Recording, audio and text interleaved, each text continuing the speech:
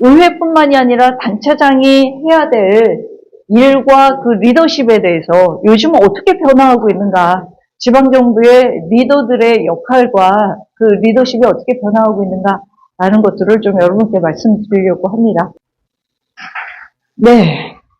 주제는 뭐 이것저것 많은데, 중앙집권 국가에서 지방 분권화, 그리고 민주주의에서 분권화가 어떻게 이루어졌고, 요거는 여러분들이 아마 어저께 배운 내용 중에서 몇 가지만 그냥 간단하게 제가 좀 소개를 하면서 왜 민주주의와 지방분권이 중요한가, 지방분권의 역사 속에서 지방분권이 중요하다, 민주주의의 역사가 중요하다, 또 주민들의 자치와 참여가 중요하다라는 얘기를 하기 위해서 간단하게 언급하고요. 중앙정부하고 지방정부가 어떻게 사무를 나누는지 이건 다 법적으로 정해져 있습니다. 지방자치법에도 있고요. 여러 가지 사무 분담이나 그 규정들이 있습니다. 그리고 점점 갈수록 정부의 기능들이 다변화되고 있어요. 그러다 보니까 지방정부에서 해야 될 역할도 더 많아졌습니다. 그리고 주민들의 요구도 더 커졌어요. 그게 이론적으로도 그렇고 실제적으로도 그렇습니다. 그래서 이 지방정부의 역할이 강화됐는데, 강화된 것만큼 할 일이 많으면 뭐가 필요해요? 돈이 필요하잖아요. 그러면 지방 재정이 넉넉해야 되는데 실제로 대한민국은 그러하지 못하다. 그래서 지난 정부에서는 굉장히 그 지방 재정을 좀 더 확대해 보려고 애를 썼는데 그게 참 여의치가 않은 것 같아요. 우리도 참 엄청 싸우기도 하고 지방자치법 개정해달라고 하고 그렇게 했는데도 재정에 관한 문제는 사실 중앙 권력은 어떤 정부라도 놓으려고 하지 않더라고요. 그리고 실제로 그 관료들에 의해서 아무리 대통령이 의지가 있고 그렇다 하더라도 관료들에 의해서 이 관료주의가 뿌리 깊게 있기 때문에 쉽게 바뀌지 않는 게 이 재정인 것 같아요. 왜냐? 돈을 갖는 거는, 돈을 쥐는 거는 권력을 쥐는 거기 때문에. 그래서 굉장히 어려운데, 그럼에도 불구하고 이 지방 사무를 보면 어떤 일을 하고 있는지 예산만 딱 봐도, 그리고 어디에다가 세출 항목만 봐도 어떤 일을 어떻게 하고 있는지, 그리고 어떤 지방자치단체가 일을 잘하고 있는지, 못하고 있는지도 보이고 그런 게 있습니다. 그래서 좀 그런 것들을 좀 보여주고 싶고요. 그 속에서 단체장은 굉장히 많은 고민과 지방에 있는 재정 자립도가 약한 그런 단체장들은 서울에 뻔질나게 옵니다. 돈 구하러. 재정 예산 구하려고 서울에다 사무소까지 두면서 뻔질나게 다닙니다. 그게 많은 시간을 좀 쓰는 거기도 하고요. 지방 사무를 보면 단체장이 무슨 일을 하고 있는지도 좀 보일 겁니다. 그 다음에 이런 지방 사무 속에서 예산 과정에서 보는 주민 참여가 얼마나 중요한지, 그리고 마지막으로는 지방자치단체장의 리더십의 변화를 좀 보면서 우리가 어떤 리더십을 지향하고 어떤 단체장이 일을 잘하는가 여러분들이 좀 보시고 판단하고 롤모델도 한번 만들어 보시면 좋을 것 같다라는 생각이 들어요. 이거 어저께 지난주에 했지요. 독일의 지방분권 역사 이런 게 있습니다. 참 독일이란 나라가 지방분권이 참 독일 하면은 사실 사회민주당 그리고 그 기독교 민주당에서 기독교 민주당이 보수파고요. 보수 우파 쪽이고, 그리고 사회민주당 하면은 이제 우리로 치면 야당이죠. 그렇게 진보적인 당 이렇게 되어 있는데 굉장히 민주주의도 발달이 되고 지방분권이 잘 돼 있다라고 하는데, 사실 독일만큼 여러 가지 역사적으로 히틀러가 나기까지, 히틀러라는 사람이 나오기까지 얼마나 그 지난한 역사가 있었겠습니까? 이 1808년에 지난주에 했을 것 같아요. 이때 지방자치법이 생겼는데 이때 무슨 일이 있었냐면 그런 거예요. 굉장히 강력한 중앙집권 국가였는데, 그런데 독일 옆에 프랑스 나폴레옹이 쳐들어왔는데 순식간에 무너진 거예요. 상비군도 8만이나 되는 독일의 상비군도 있고 굉장히 강하다라고 생각하고 있는 독일 국가에서 한순간에 이렇게 참패를 할 수 있는가. 거기에 굉장히 이제 쇼크를 받은 거예요. 그래서 이 프라이헤른이라고 하는 이 사람은 사실은 우리로 치면 고급 공무원부터 시작한 그런 분이신데, 이분이 이제 가만히 생각해 보니까 이렇게 독일이라는 나라가 참패하고 이렇게 무너지게 된 거는 이 관료주의가 너무 팽배하고 중앙집권 국가가 되다 보니까 국민들은 다 알아서 위에서 다 정부에서 알아서 해주겠거니라고 생각하고 각자 개인적인 자기 일에만 몰두하는 거죠. 그리고 국가가 어떻게 되든 크게 관심이 없어. 그리고 관료들은 이 관료 체제에서 일을 하다 보니까 실제로 무능해지는 거죠. 이게 알아서 돌아가고 그야말로 여러분들이 느끼시는 바깥에서 봤을 때 공무원들 일 안 하고 다 놀고 있구나 이렇게 생각하듯이 그런 생각을 하게 됐습니다. 그래서 이 강성하다고 생각했던 독일이 무너진 거에는 결국 일반 시민들이 참여하지 않고 정부만 믿고 이 나라에 대한 애국심도 없고 공동체 정신도 없다라는 반성을 하게 된 거예요. 그래서 이거 왜 이러죠? 이게 왜요? 네. 그래서 일반 시민을 행정에 참여시켜서 이 관료주의를 기존에 있던 공무원들이나 이 관료들을 반성하게 하고 이렇게 해서 좀 극복해보자 라고 해서 이때 지방자치법을 만듭니다. 이때는 이제 프로이센 도시법 이렇게 되죠. 그래서 그렇게 만들었는데 이때가 진짜 지금 보면은 세금도 직접 프로이센이라는 지방에서는 거기서 과세도 하고 예산 집행도 하고 교육도 하고 어려운 사람이 있으면 또 돕는 일까지 지방정부에서 지금 하고 있는 일들을 다 하고 있었다는 거죠. 그런 법을 정하고 또 시의회도 시민이 직선하고 그리고 명예직이라고 하지만 이거 왜 이래요?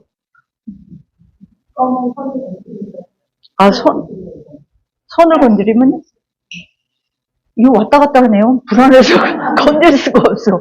네, 그냥 놓고선 하다가 할 때만 건드려야 되겠는데. 네, 근데 이 명예직은 우리의 지방자치 처음 시작할 때 명예직이 있었잖아요. 그때 급여도 안 받는다라고 하는 명예직하고는 다릅니다. 그거하고 달라요. 의무예요. 예를 들면 지금 스위스 같은 데도 명예직이라고 하는데 거기는 의무로 참여를 해야 돼요. 돌아가면서 하는 거예요. 근데 자기 당번이 됐는데 안 한다? 그럼 과태료 물는 겁니다.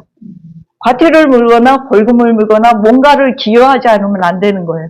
그래서 의무적으로 참여하게 하는 것이지 그냥 하고 싶으면 하고 내가 권리로 뭘 누리겠다 이런 게 아니라 그 지역을 위해서 일하는 봉사하는 사람으로서의 의무를 다해야 된다라는 그런 개념의 의무였어요. 그러니까 그러다 보니까 막상 나와서 이제 리더가 돼서 일을 하게 되면 전체를 보게 되잖아요. 그러면 내가 무슨 일을 해야 될지, 그리고 이걸 잘하지 않으면 이 공동체가 무너진다라는 생각도 하게 되고, 그래서 자연히 팔로우십도 생기게 되는 거죠. 그렇게 이제 명예직이라는 게 이제 이때 이렇게 생겼습니다. 돈을 주는 자리가 아니라 오히려 안 하면 돈을 내야 되는, 과태료를 내야 되는 그런 자리입니다. 지금 스위스도 마찬가지예요. 우리나라처럼 월급을 받는 게 아니라 돌아가면서 하는데 만약에 내가 안 하면 과태료 내야 되는 그런 자리이기 때문에 누구나 할 수밖에 없는, 내가 너무 바쁘고 나 기업에 가서 일해야 되기 때문에 못한다. 그럼 과태료를 내든가 뭔가 그에 상응하는 무언가를 해야 되는 것이죠. 자, 그래서 이때 유명한 프라이헤른 홈슈타인이라고 하는 이분이 이런 말을 했어요. 신뢰를 해야 된다. 정부는 국민들을 신뢰해야 되고 국민들이 잘할 수 있다는 믿음을 가져야지. 그리고 국민들은 또 정부를 신뢰하고 그렇게 해야지. 그거 안 하고 나는 후견인으로 정부가 뒤에서 돌봐주고 그러니까 다 알아서 해주겠지 의지하고 그렇게 되면 성숙하지 못한다라는 얘기죠. 이런 말을 남겼습니다. 네. 근데 계속 이게 잘 됐을까요? 이게 항상 어느 나라든 보면 조금 있으면 중앙 권력을 가지려고 하는 사람이 또 나옵니다. 그러니까 독일의 히틀러 같은 사람이 나왔겠죠. 그래서 항상 그 정치의 역사는 보면 계속 중앙 집권을 하려고 하는 사람과 지방 분권을 하려고 하는 사람은 계속 싸웁니다. 그거는 어느 나라나 마찬가지예요.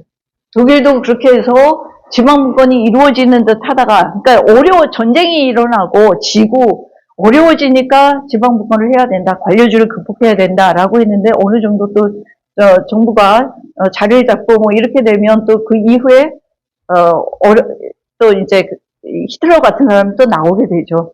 1900년대에 히틀러 나오고 그러면서 거기에 열광하지만 그 히틀러에 의해서 제2차 세계대전이 이걸 건드리면 안 되겠네요. 네, 그래서 그 제2차 세계대전으로 독일이란 나라가 완전히 망하게 되잖아요. 그렇게 되면서 다시 지방분권이 생깁니다. 왜? 나라 망하고 지도자가 없어. 이 히틀러도 죽고 없어. 그러면 이 나라를 재건하기 위해서 큰 나라를 통치할 사람이 갑자기 나타나는 건 아니란 말이죠. 그러면은 이제 어쨌든 전후를 복구를 해야 되잖아요. 복구하기 위해서 각 지방별로 모이게 되는 거예요. 지방별로 모여서 빈민구제도 하고 어떻게든 이 작은 공동체에서 살아보겠다고 하는 사람들이 나타나고 또 그 안에서 지금으로 하면 뭐 우리처럼 구청부터 시작해서 또 중간 서울시 같은 광역정부, 그 다음에 중앙정부 이렇게 해서 독일이라는 나라를 재건하게 된 것도 결국 지방분권에서부터 시작해서 나라가 폭삭 망하고 위기에 처했으니까 주민들이 그때서 모이는 거지. 모여서 작은 데서 시작해서 광역정부, 중앙정부까지 그렇게 세워진 나라가 독일이다. 이렇게 보시면 될 것 같습니다. 자, 그러면 독일만 그런 게 아니라 프랑스도 마찬가지입니다. 프랑스는 근데 여러분들 아시겠지만 절대 왕정이 강했던 나라잖아요. 뭐 지난주에 다 하셨을 것 같은데 절대 왕정이 강하고 그러다 보니까 중앙집권 요소가 굉장히 강한 나라 중에 하나가 프랑스입니다. 그래서 지금까지도 사실은 프랑스는 그 전통이 강해요. 그래서 프랑스는 언제 그러면은 이 지방분권이라고 하는 제도가 생겼냐. 프랑스 혁명이죠. 말할 것도 없이. 루이 14세 때가 가장 절대 왕정으로 중앙집권이 강력했던 때가 루이 14세고, 그리고 뭐 여러분 다 아시는 마리 앙뚜아네트 있고 막 그럴 때가 루이 14세, 15세, 16세 이렇게 되는 거 아니에요? 그리고 나서 이제 절대 왕정이 무너지고 프랑스 혁명이 일어나고 그래서 전면적인 지방자치가 실시됐는데 이게 지방자치에 대한 또 프랑스 국민들의 반감 같은 것도 있습니다. 여러분들 루베스피에르 프랑스 역사에서 들어보신 적 있죠? 완전히 그냥 사람들 정적은 다 죽이고, 그랬던 루베스피에르가 이 프랑스 혁명이 일어나고, 이 봉건제도 하에서 이렇게 자본주의로 넘어가기 전에, 그러니까 이 지역별로 이 힘이 강해진 거야. 정부가 나한테 도움 준 게 없다라고 생각하니까 지역별로 이게 강해집니다. 그러다 보니까 자꾸 지역별로 독립하려고 하는 움직임이 생기겠죠. 그러지 않겠어요? 자꾸 이렇게 중앙정부하고 상관없이 니네 말 안 듣고 우리는 우리대로 하겠다. 이런 게 강해지다 보니까 이게 결국은 꼭 정치의 역사는 그래서 절대 왕정, 그리고 지방분권, 그리고 또 이렇게 중앙집권을 하려고 하는 사람들과의 그런 어떤 파워게임에서 결국은 다시 프랑스도 나폴레옹이 잡게 되잖아요. 드디어 나폴레옹이 나타납니다. 그래서 나폴레옹의 강력한 공화정을 하게 되죠. 중간에 통치, 우리처럼 광역정부, 지방정부 없어요. 대통령과 주민, 국민. 이렇게 딱 나폴레옹이 강력하게 이제 그렇게 했지만 결국 나폴레옹도 어떻게 됩니까? 나폴레옹도 죽게 되고 전쟁에서 또 안 되고 이제 이러면서 2차 대전까지 중앙집권적인 요소가 굉장히 더 강해졌었다.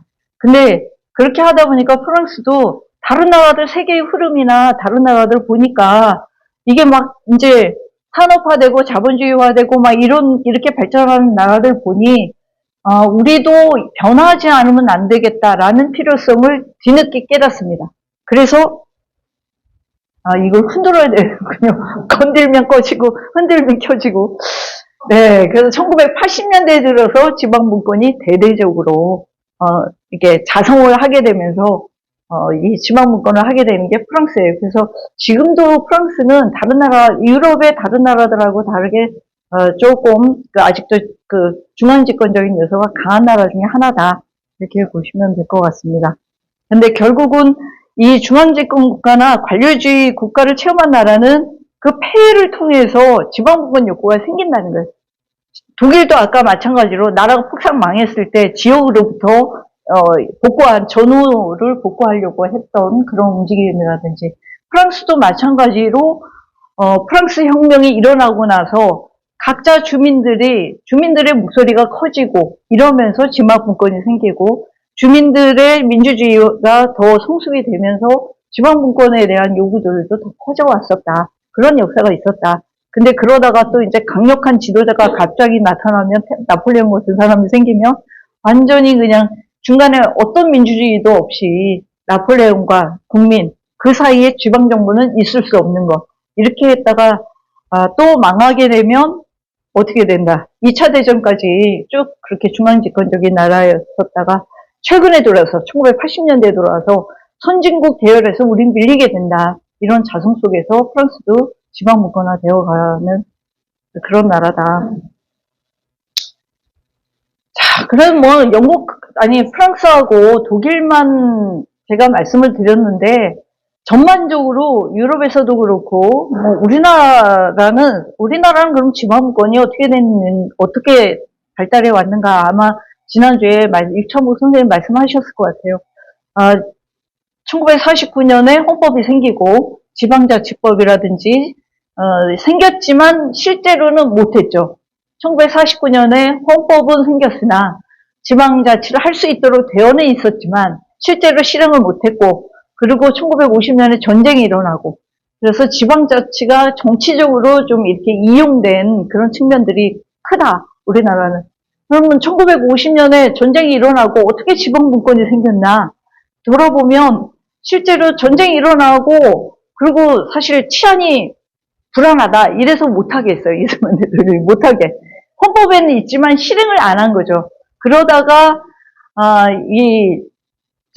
어쨌든 국민들이 들고 일어날 것 같고, 전쟁 이후에 얼마나 힘들었겠어요. 뭐 부산으로 도망갔다가 다시 서울로 오고 뭐 이러면서 전후에 굉장히 복잡하고 치안이 불안한 이런 상황에서 불안한 치안을 경찰이 지역별로 장악하고, 지역을 장악하지 않으면 이게 치안이 뭐 좌우 간의 갈등으로 막 사람이 죽고 막 이러니까, 그때 안 되겠다 해서 지방자치가 다시 이제 이용이 되기 시작하는 거죠. 그래서 지역별로 지방자치가 생기면서 겨우 이제 지방의회, 지방의원들을 뽑기 시작했어요. 어찌됐든 뭐 부정선거니 뭐니 할지라도 그래도 생긴 게 어딥니까? 이제 그렇게 해서 좀 지역별로 이렇게 지방자치가 좀 발달해 오다가 언제 또 없어졌냐? 유신헌법이 생기면서 없어집니다. 지방자치를 아예 헌법에서 지방자치를 할 수 없게, 통일되기 전까지는 지방자치 안 된다, 이렇게 돼 있었어요. 그게 1990년대에 와서 뭐 김대중 대통령 되기 전에 뭐 단식도 하고 이러면서 다시 이제 지방자치가 부활이 된 거죠. 그래서 아시다시피 처음에도 우리나라도 지방의원을 뽑는 것부터 시작해서 지금은 이제 4년마다 한 번씩 선거를 치러서 지방의원 그리고 지방자치 단체장까지 뽑는 그런 상황이 되어 있습니다. 그래서 지방자치 단체장은 민선 7기까지 벌써 7번째 선거를 한 거고요. 저희 지방의회는 먼저 시작을 했기 때문에 8기죠. 8기 의회 이렇게 되어 있습니다. 자, 중앙정부하고 지방정부는 그럼 어떻게 사무를 나누는가? 어떻게 다를 것 같아요? 중앙정부하고 지방정부는 사무를 딱 어떻게 나눌 것 같아요? 중앙정부가 주로 하는 일은 뭘 것 같습니다. 여러분들 질문하는 거 싫어하지? 앞에 있는 사람 불안하죠? 네. 자, 어찌됐든 중앙정부하고 지방정부는 이렇게 다단계 정부 구조라고 합니다. 그래서 중앙정부, 광역정부, 기초지방정부 이렇게 해가지고 서로 다른 단계의 정부가 공적인 기능을 나누어서 수행하고 있습니다. 왜 그럴까요? 효율적으로 집행하기 위해서. 편익이 미치는 범위 안에서 재정을 쓰고 일을 하게끔 그렇게 만들었습니다. 예를 들면 뭐 국방, 외교, 안보 이런 거를 지방정부에서 그 외교 안보라든지 국방의 범위가 은평구만 그런 게 아니잖아요. 서울시만 그런 게 아니잖아요. 전국의 대한민국이라는 나라 전체를 보고 해야 되는 거기 때문에 그 편익의 범위가, 예산을 쓰는 범위가 대한민국 전체에 미치기 때문에 편익이 미치는 범위에 한해서 재정을 쓰도록 되어 있고, 거기에 따라서 사무를 나눕니다. 그래서 그거를 조금 이론적으로 지방자치를 공부하시는 분이나 뭐 재정을 공부하는 분들은 오호치의 정리라고 그래서 오호치라고 하는 미국 학자가 있습니다. 편익이 미치는 범위에 따라서 예산을 쓰고 재정을 쓰고 거기에 따라 사무를 나눈다. 뭐 예를 들면 외교, 국방, 안보 뭐 이런 국가적인 범위에 미치는 범위는 그거는 이제 중앙정부에서, 그리고 또 그렇지 않은 데는 그렇지 않은 이제 예를 들어서 뭐 쓰레기를 처리한다든가 이런 것들은 꼭 중앙정부에서 해야 될 필요는 없잖아요. 쓰레기 처리하는 문제는 지역의 문제잖아요. 우리 동네의 문제잖아요. 그런 것들은 기초지방정부에서. 또 예를 들면 소방이나 이런 거는 은평구에서 불났다고 은평구에서만 끌 수 있는 건 아니잖아요. 옆에 있는 소방서에서도 급하면 달려오기도 하고 그러잖아요. 그래서 그런 것들은 광역인 광역에서 이렇게 해서 소방시설이나 소방설비라든지 이런 것들은 뭐 서울시 광역에서 이런 식으로 편익이 미치는 범위 안에서 예산도 쓰고 그리고 거기에 따라 사무를 나눈다라고 합니다. 그래서 정부가 경제에 개입을 할 수밖에 없습니다. 그래서 이 경제가 뭐 여러분들 자본주의하에서는 끊임없이 생산을 하면 다 좋을 것 같지만 우리가 예전에 우리 고등학교 때 시절을 좀 돌아가 보면 처음에 하나를 만들어서 딱 먹었을 때는 예를 들어서 빵 하나도 처음에 배고플 때 먹으면 굉장히 편익이 크잖아요. 진짜 만족도가 높지만 이게 2개, 3개, 4개 들어가고 배가 불러지면 별 필요가 없단 말이죠. 그래서 자본주의가 발달한다고 그래서 대량 생산이 됐다고 그래서 다 좋으냐? 그렇지 않다는 거죠. 사람들의 욕구는 더 다른 욕구로 또 전환이 되고 욕구가 더 커지고 그러다 보면 우리가 아무리 많이 생산을 한다고 그래서 모두 다 만족시킬 수도 없는 거죠. 뭐 그래서 자원 배분도 자본주의가 발달할수록 자원 배분도 비효율적으로 나타날 수 있기 때문에 그런 비효율적인 것을 정부가 개입할 수 있도록 개입해서 이 소득을 재분배한다든지 하는 그런 개입이 필요하다는 거죠. 그래서 자원 배분도 이렇게 비효율적인 것을 중앙정부에서 해야 될 것, 그리고 지방정부에서 해야 될 것, 이런 것들을 효율적으로 집행하는 것이 좋겠다라는 차원에서 아까 제가 말씀드렸잖아요. 편익이 미치는 범위 안에서 예산도 쓰는 것이 훨씬 더 효율적이라는 거죠. 그래서 그러기 때문에 중앙정부에서 해야 될 것, 또 광역정부에서 해야 될 것, 기초지방정부에서 해야 될 사무를 그런 식으로 나누게 되어 있다라는 말씀을 드리고요. 뭐 정부가 또 경제에 개입하는 것도 마찬가지입니다. 개입할 수밖에 없는 게 소득 분배가 불공평하기 때문에. 그래서 많이 생산할수록 다 좋은 것 같지만 실제로 그렇지 못하다는 거죠. 그렇기 때문에 돈을 굉장히 많이 번 사람들은, 재벌들은 훨씬 더 누진세로 세금을 좀 더 내고, 그 대신에 공공서비스를, 이게 왜 왔다리 갔다리, 불안하네요. 네.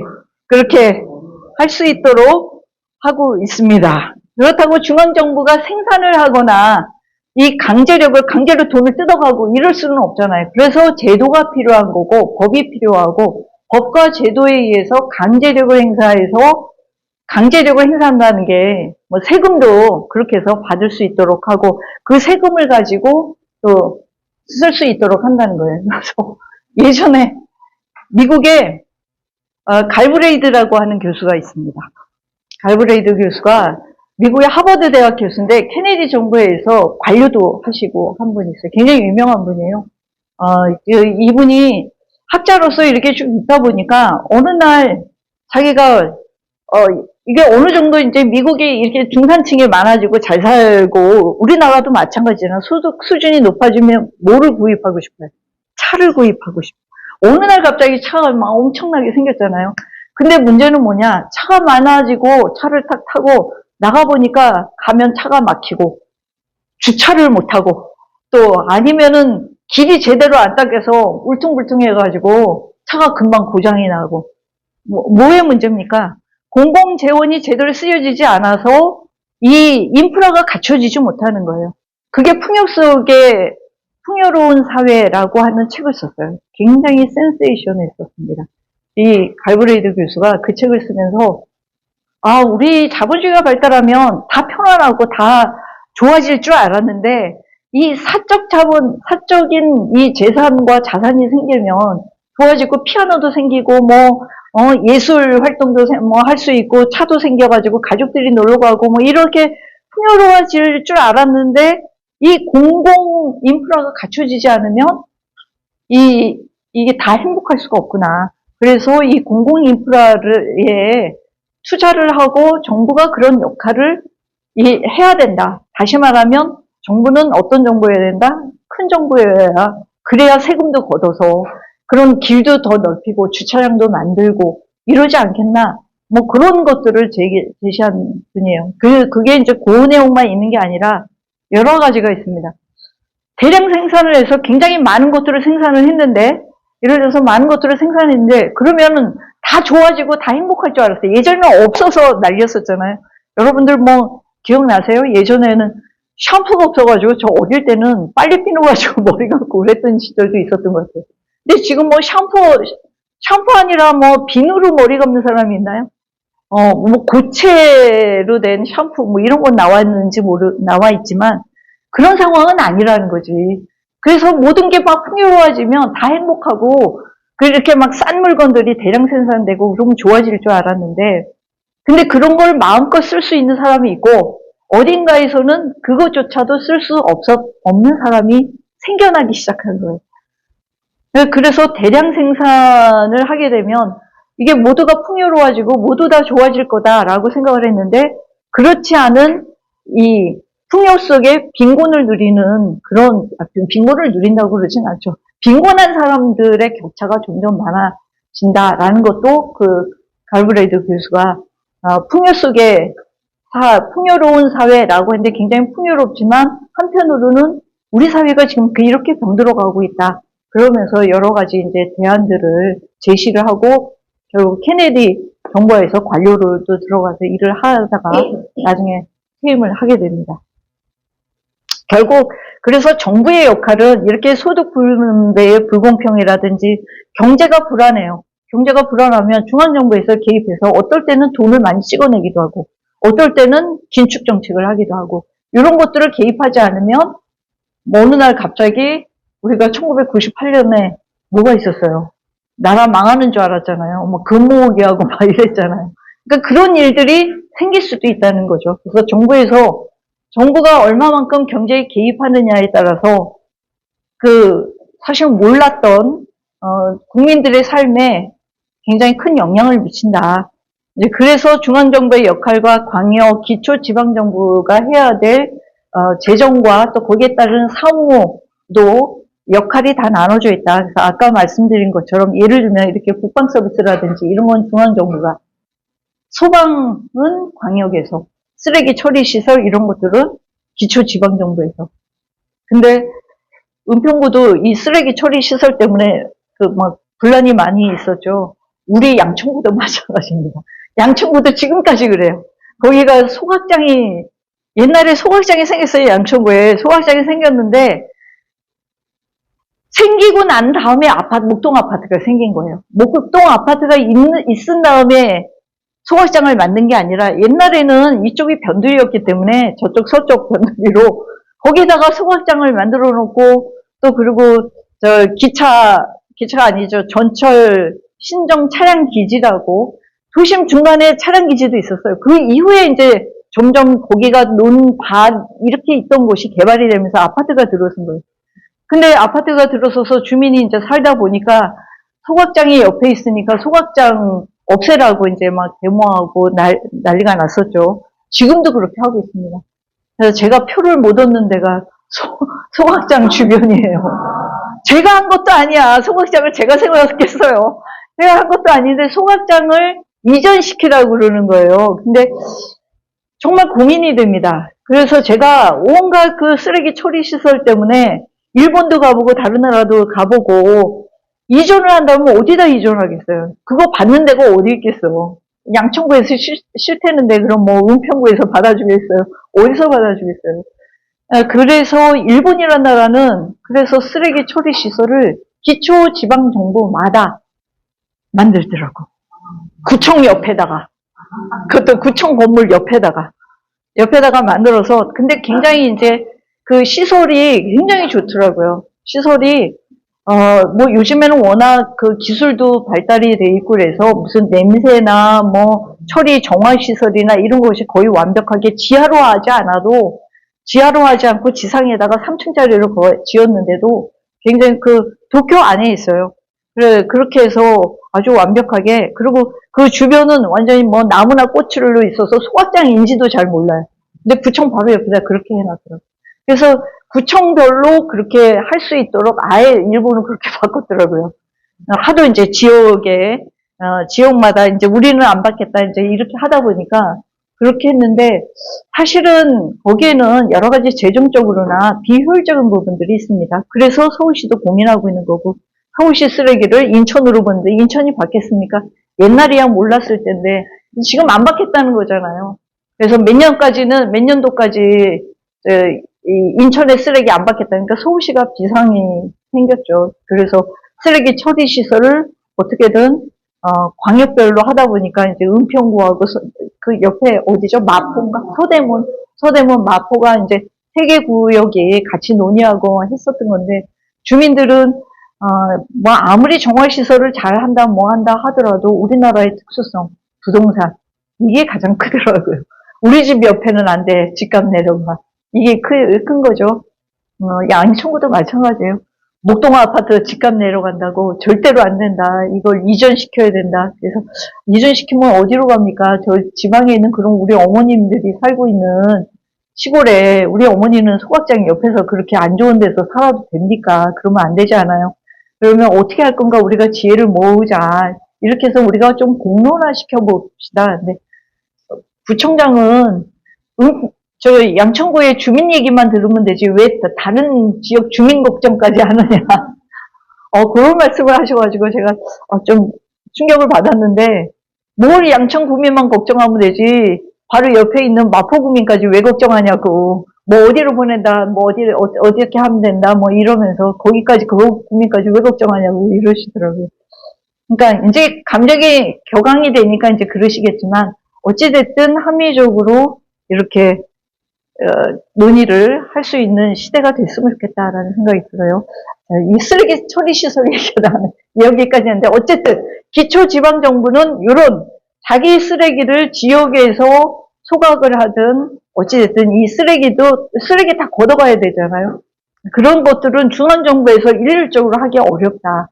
지역의 문제는 지역에서 해결할 수 있도록 예산이나 또는 집행이나 이렇게 할 수 있도록 사무를 분담하게 되어 있습니다. 자, 그래서 예산도 거기에 따라서 나눠져 있습니다. 그래서 서로 다른 단계 정부가 이렇게 공적인 기능을 하고 있다라는 거고요. 그래서 아까 제가 이거는 말씀드렸던 그런 거예요. 소유 교육 서비스 이런 것들은 광역정부에서, 그리고 쓰레기 처리라든지 가로등 이런 것들도 구청에서 하고 있습니다. 가로등은 직접적으로 우리가 공원 가거나 길에 가는 거 중앙정부에서 그걸 다 일률적으로 바꾸기 어렵잖아요. 그런 것들은 기초지방정부에서 구청에서 하고 있다. 그래서 여러분들이 가로등 어디가 저기 되면은 이거는 구청에 가서 민원 내시고 그러시면 돼요. 근데 그 큰 도로들, 도로의 문제나 어디 뭐 이게 차가 가다가 무슨 사고가 났습니다. 그러면 이제 구청에 있는 직원들이 난감할 때가 있어요. 이거는 우리가 관리하는 도로가 아닌데요. 그러면 우리 주민들 막 화가 나죠. 그 어느 도로인지 주민들이 어떻게 알아? 니네가 서울시에서 관리하는 데인지 구청에서 관리하는 데인지. 제일 구청장들이 듣기 싫은 소리, 주민들로부터 그런 질문 받으면 그걸 가지고 이건 내 소관이 아닙니다. 이건 제 담당이 아닙니다. 이런 얘기 절대로 하지 말라고 합니다. 주민들 입장에서 제일 듣기 싫은 소리죠. 이건 제 담당 사무가 아니니까 바꿔줄게요. 이렇게 하고 돌리고 돌려가지고 그러시잖아요. 근데 사실 담당인 공무원 입장에서는 그 내용을 잘 모르는데 잘못 얘기했다간 큰일 나거든. 그걸 책임을 자기가 져야 되거든. 그러니까 단순히 책임의 문제가 아니라 그 책임의 문제가 제가 구청장 해보니까 굉장히 크더라고요. 그러니까 저도 이런 일이 있었어요. 동사무소에서 그 주민등록 등본, 뭐 인감증명서 이런 거 발급하자면 얼마나 간단해요. 그러니까 구급으로 처음 들어오면 처음 시작하는 일이 이 등본이나 뭐 초본, 인감증명서 이런 거 발급해주는 일이라고 해요. 그래서 저도 처음에 그까짓 거 뭐 그까짓 거를 못해 막 이렇게 생각을 했는데 그것 때문에 소송이 걸린 적이 있어요. 그래서 우리 직원이 돈을 물어내야 돼요. 그러니까 인감증명서를 띄워주는데 간단한데 자 이게 보니까는 번지수랑 이 번지수가 조금씩 그때 도로명 주소로 막 바뀌고 막 이럴 때가 있었잖아요. 그래가지고 이게 건물 이름은 건물 이름은 없었지만 번지수나 뭐 이런 것들에 이 한 끗 차이로 이게 틀린 거야. 그래서 이 인감증명이 이게 뭐 보증쓰고 하는 그런 인감증명서를 띄워줘야 되는데 그걸 잘못 발급을 한 거예요. 그러니까 자기가 임의대로 한 거예요.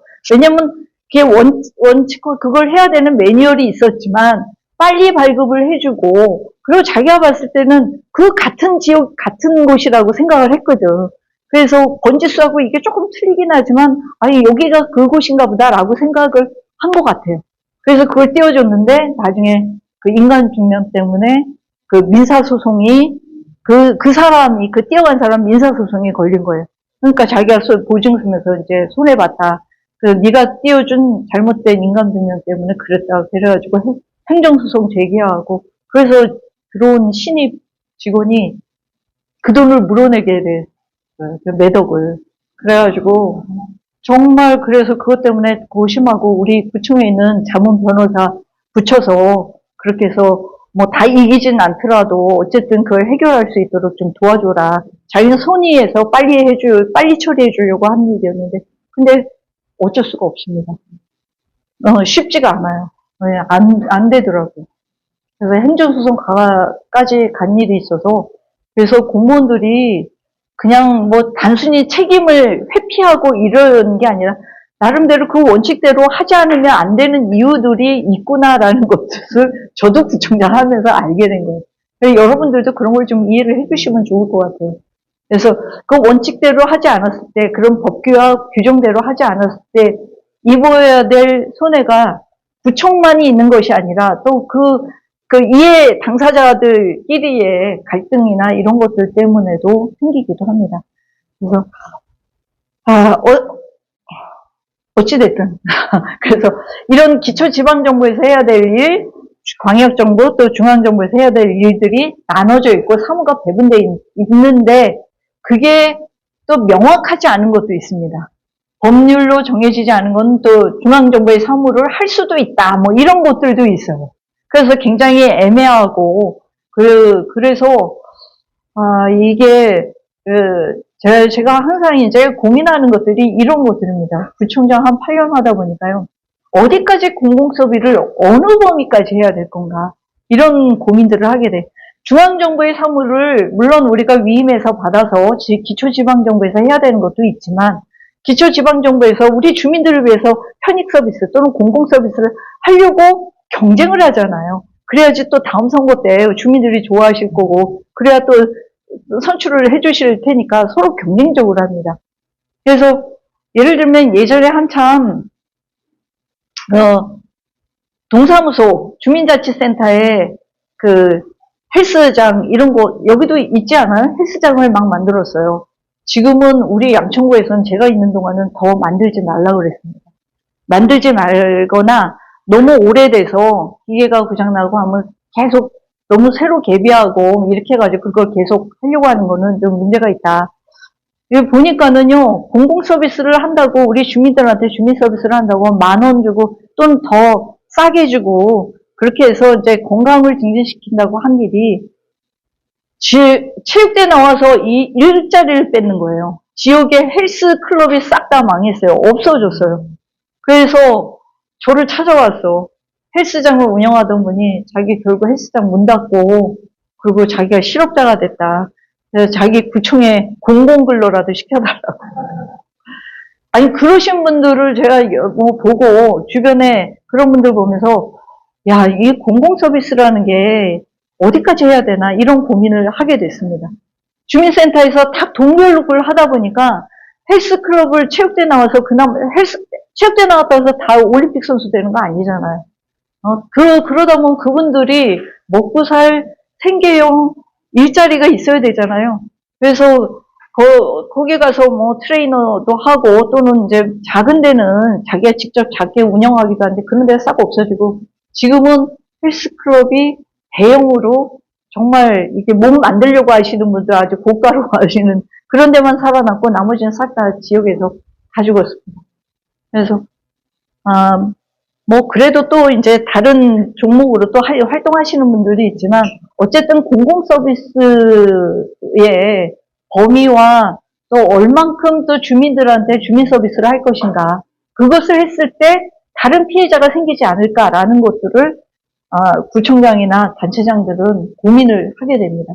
그리고 중앙정부의 사무를 어디까지 이거를 내 업무라고 해야 될 것인가라는 것들도 정해진 거는 당연히 하죠. 근데 그렇지 않은 부분들 그냥 위임하지도 않았는데 그걸 했을 때 문제가 생기는 경우도 있잖아요. 요즘엔 특히 뭐 직권남용이니 직무유기니 이렇게 고발될까봐 전전긍긍해갖고 다 고문 변호사 자문받고 막 이런 시대가 돼버려가지고요. 단체장이 해야 될 일이나 이런 것들도 고민을 하게 되는 그런 시대에 온 것 같아요. 자, 요게 아까 제가 말씀드렸던 그 게일브레이스라고 하죠. 풍요로운 사회 그 얘기입니다. 그래서 여기에서 첫 번째 자원 배분의 그 비효율성 아까 얘기했죠. 대량 생산했다고 그래서 다 부자가 되고 다 행복할 줄 알았는데 그렇지 않은 사람이 있더라. 그래서 문제가 되고 소득 분배가 불공평하기 때문에 정부에서 개입해야 되고 경제가 불안정하기 때문에 그때마다 돈을 더 많이 찍을 것인가 적게 찍을 것인가 이런 것들을 정부에서 해야 되는 일들이 이런 게 있다. 그래서 정부는 사회를 통합시키기 위해서 서로 갈등하고 싸우고 그래서 정말 그 혁명을 통해서 정부를 정복시켜야 된다. 이런 공산주의자들의 그런 논리가 먹히지 않는 거죠. 결국 이게 수정되고 또 조금씩 개혁하고 변화하는 과정을 통해서 사회의 통합을 이뤄내고 사회의 지속성들, 계층 간의 갈등 이런 것들이 줄어들면서 이 사회가 더 지속성 있게 갈 수 있도록 만들어야 된다라는 얘기를 하게 됩니다. 자, 재정은 이래서 좀 말씀을 드리는 거예요. 정부 간에 나눠서 일한다고 하는데 아까 말씀드린 것처럼 이렇게 국방, 외교, 통일, 통신 굉장히 우리나라만큼 통신이 잘 돼 있는 나라가 없습니다.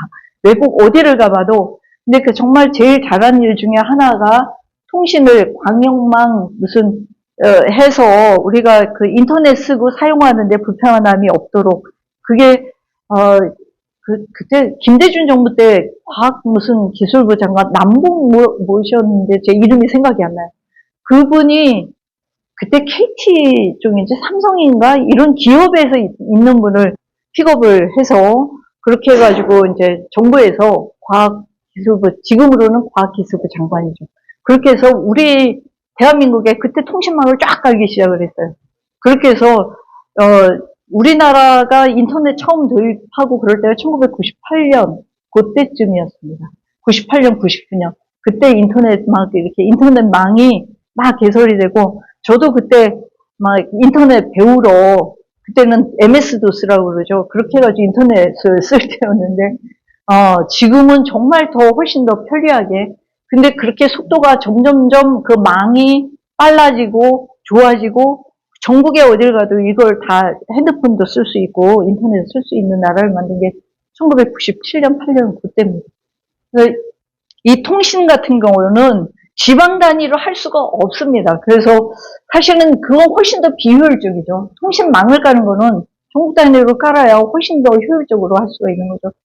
예, 이걸 딱 잡고 있어야 될 것 같아요. 국방, 외교, 통일, 그리고 통신까지. 그래서 그거는 다 어디에서? 국세. 세금을 이렇게 소득세, 소비세, 부가가치세 이렇게 해서 등등 14개.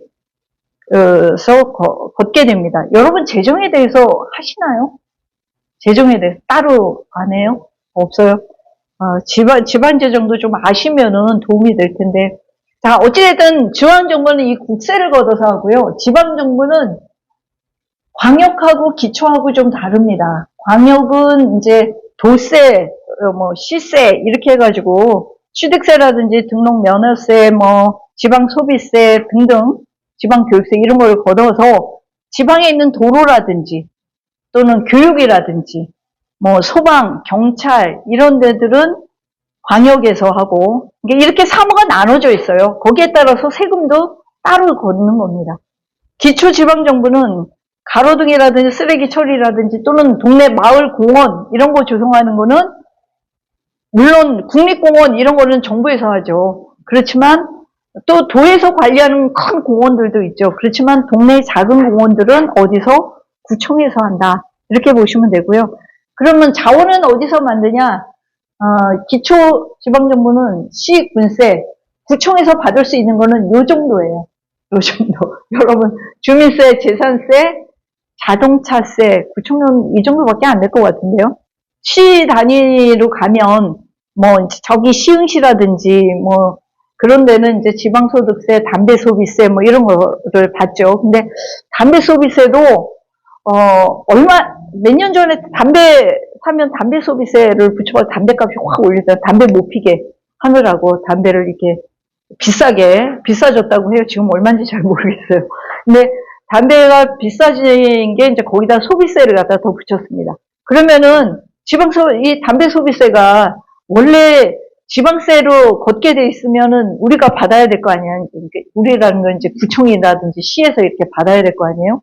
근데 그 중에 또, 한 70% 정도는 또 정부에서 또 가져갑니다. 그래서 그때 막 반발하고 난리가 났었어요. 아니, 기껏 담배, 못 피게 한다고 담배 소비세 올려서 담배값 올려놓고, 그거 원래 지방세였는데, 그것마저도 정부에서, 중앙정부에서 뜯어가면 어쩌자는 거냐. 주민들은 잘 모르겠지만, 사실 중앙정부와 기초지방정부 간에는 무슨 정치적인 이해관계를 떠나서 이게 예산이고 돈이고 우리 주민들을 위해서 일하는 거기 때문에 굉장히 예민합니다. 그거 가지고 이제 반발도 하고 그렇게 했었는데 어쨌든 담배 소비세가 그러니까 이 지방에서는 그런 얘기도 하죠. 지방에 이 시장이 담배 금연하게 하려고 보건소에서 담배 피지 말라고 금연 교육도 하고 그렇게 하면서 한편으로는 담배가 많이 팔려야지 세금이 많이 들어오니까 담배 많이 팔린 것만큼 담배 소비세가 들어오니까 기왕이면 담배를 우리 구에서 사주세요. 우리 시에서 사주세요. 이렇게 애걸복걸을 해야 되는 그런 상황이 이 지방에 있는 시장들 참 비애입니다. 비애. 한편으로는 담배 피지 말라고 금연 교육하면서 한편으로는 담배가 많이 팔려야지 그나마 좀 세원이 좀 많이 생기는데 그리고 주민세 같은 경우는 주민들 쓸 수 있게 돼 있죠. 그래서 지금 여러분들은 이 주민세에 대한 거는 확실히 아시고 지방분권이 왜 필요하고 지방자치가 왜 필요한지 주민세는 온전히 기초지방정부에서 쓰는 돈이기도 해요. 비록 5,000원, 7,000원 밖에 안 되지만 그래서 그거를 더 올릴 수도 있고 또 구청장이 내릴 수도 있고 그렇습니다. 근데 올리기가 쉽지는 않죠. 그 세금 5,000원에서 7,000원 올리면은 난리 날 거예요. 그래서 쉽지는 않지만 어찌됐든 재산세 같은 경우는 사실 이것 때문에 지난 정부에서 사실 재산세 많이 오르고 종부세 생기고 이러면서 굉장히 이제 갈등도 많고 제가 쫓아가서 항의했다가 다른 구청장들한테 항의받고 막 그랬어요. 종부세가 많이 올랐잖아요. 그래서 여기 보시면은 잠깐 어디에 있냐? 네, 요 앞에 다시 갈 텐데 기왕에 세금 얘기가 나왔으니까 요 직접세에 보면 소득세 이 마지막에 종부세가 나오잖아요. 이 종부세는 직접세로 사실은 국세를 중앙정부에서 다 가져갈 수 있는 건데 나머지는 다 가져갑니다. 근데 종부세만큼은 단 1원도 중앙정부에서 가져가지 않아요. 종부세는 지방정부에다가 기초지방정부에다가 줍니다. 근데 종부세 많이 받으면 솔직히 말해서 굉장히 풍요로워져요. 그래서 구청 지난번에 종부세 많이 오르고 때 엄청 세금은 뭐 중앙정부도 뭐 다른 게 많이 올라서 그랬겠지만 지난 정부에서 기초지방정부 입장에서는 정말 맨날 호덕이다가 모처럼 이렇게 재원이 좀 생긴 거예요. 그런데 주민들의 반발이 너무 큰 거지. 특히 목동 아파트 주민들은 말도 못 하잖아요. 여기도 뭐 그런 동네가 있겠지만 이제 그래서 이거는 아니다. 주민들의 반발이 재산세나 종부세나 같은 집에서 그대로 살고 있고 20년, 30년 살고 있는 어르신들은 따로 수입이 더 있는 것도 아닌데 그거는 좀 문제가 있다. 이거를 좀 다시 좀 고려를 했으면 좋겠다. 그래서 몇몇 구청장들을 제가 몰고 재선했으니까 초선인 구청장들 송파, 강남 뭐 예를 들면 종부세 피해가 큰 주민들을 대변해서 정부를 쫓아가고 민주당 쫓아가서 이렇게 하다가는 다 망한다 이러면서 갔는데 잘 안 되더라고요. 결국 그것 때문에 망했잖아. 망했잖아. 정부도 바뀌고 진짜 작년에도 힘들었고 제가 다니면서 욕도 많이 먹었는데 저는 정말 주민들의 그 어려움이나 이런 걸 너무 잘 알기 때문에 그래서 그때 은평구청장님도 오셨어요. 저하고 은평구청장 송파, 강남 그리고 또 몇 분들 해서 같이 해서 쫓아가서 당대표도 만나고 그 정보 관계자도 만나고 이거 주민들이 이 종부세가 갑자기 올라서 빚을 져야 되는 집이 워낙 많은 분들은 그런 거 신경도 안 써요. 집이 막 다세 강남에 워낙 부자들은 그런 게 아니라 집은 한 채거나 두 채밖에 없는데 정년 퇴임하고 어디서 소득이 있지 않은데 세금만 더 내야 되는 사람은 당연히 불만이 있을 수밖에 없잖아요. 그래서 그런 부분에 대해서 좀 세부적인 그 조정이나 이런 것들이 필요하다라는 거를 했는데 이게 세금 문제는 정치적으로 그래서 저는 국회의원들이 정말 구청장이나 또는 지역에 있는 지역의원이나 이 지역 주민들의 얘기를 좀 듣고 그리고 정치적으로 고려할 것이 아니라 주민들이 어떤 피해를 입고 어떤 문제가 생기는지 세금 많이 걷었다고 다 좋아할 일은 아니잖아요. 갑자기 세금 많아졌다고 해서 퐁퐁 바로 쓸 수 있는 것도 아니랍니다. 하여튼 종부세 얘기 나와서 그렇고요. 간접세 있고 그 다음에 목적세라는 게 내국세에 있는데 교육세 같은 교육세나 농어촌 특별세 이런 것들은 교육세도 걷어서 이게 바로 중앙정부나 광역정부 이렇게 주는 것이 아니라 교육세도 우리 교육부나 예를 들어서 서울시에서도 이 교육세를 받아도 서울시가 쓰는 게 아니라 서울시 교육청에다 이렇게 가게 되는 거죠. 자, 그래서 중앙정부하고 지방정부 간에 세출을 보면 압니다. 그래서 예산을 딱 보면은요, 돈을 중앙정부가 어디다 쓰고 지방정부에서 뭘 하는지 세출만 봐도 금방 볼 수가 있어요. 네, 이걸 누르고 있어야 되네. 자, 이거 보시면 알겠지만, 공공질서, 안정, 통일, 외교, 다 빵이잖아요. 지방정부에서 할 수 있는 일이 아니잖아요. 국방. 그러니까 통일, 외교, 국방, 이런 건 다 중앙정부에서. 그리고 쭉 내려가서 보면 영인대, 통신, 이런 것들은 중앙정부에서. 세출로 쓰여지는 게 지방정부에서는 없다는 얘기예요. 사무도 그렇게 구분이 돼 있고, 예산도 그렇게 쓸 수도 없게 되어 있어요.